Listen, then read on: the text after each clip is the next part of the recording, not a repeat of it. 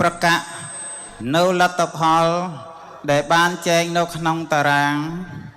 ខ្ញុំប្រកាសណាអាត្មាភាពសូម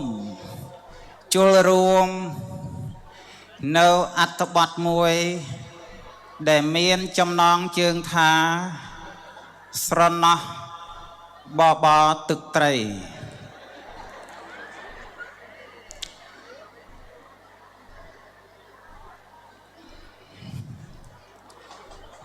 បបរទឹកត្រីឆ្ងាញ់អស្ចារ្យចំណីសាសនាពុទ្ធបវរបបរទឹកត្រីនៃស្រស់ល្អចប់តចប់យូរមកហើយបបរទឹកត្រីជួយផ្សែផ្សំបន្ទំពេលព្រឹកបានទូស្បាយបបរទឹកត្រីនេះឯងហើយជួយឲ្យលហែលហើយក្រៃកន្លងបបរទឹកត្រីពេញក្លឹមសារសិក្សាកខអឥតមកពុទ្ធោធម្មោសង្ឃោផងអត្តល្អផងគ្រប់វិស័យបបរទឹកត្រីនៃសំណប់អានិសង្ឃ10វិសេសក្រៃមានធ្វើប្រាជ្ញាឲ្យថ្លាថ្លៃសរសៃបានស្រួលជាដើមកាបបរទឹកត្រី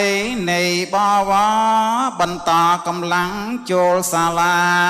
សិក្សារៀនសូត្រវិជ្ជាការកសាងអាត្មាថ្លាគំនិត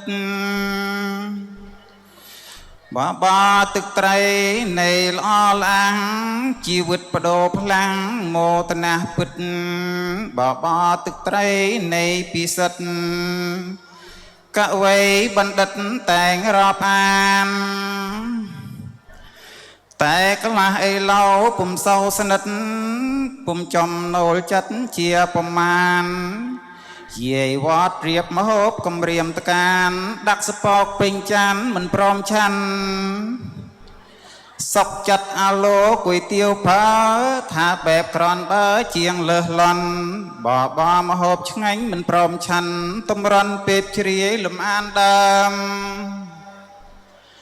ណាហើយឆាន់មិនឆាន់តាមនឹងចង់តែកុំបន្តលំនាំដើមបើគ្មានចាស់ព្រឹត្តគិតផ្ដួចផ្ដើមគ្មានដង្ហើមដល់ថ្ងៃនេះទេ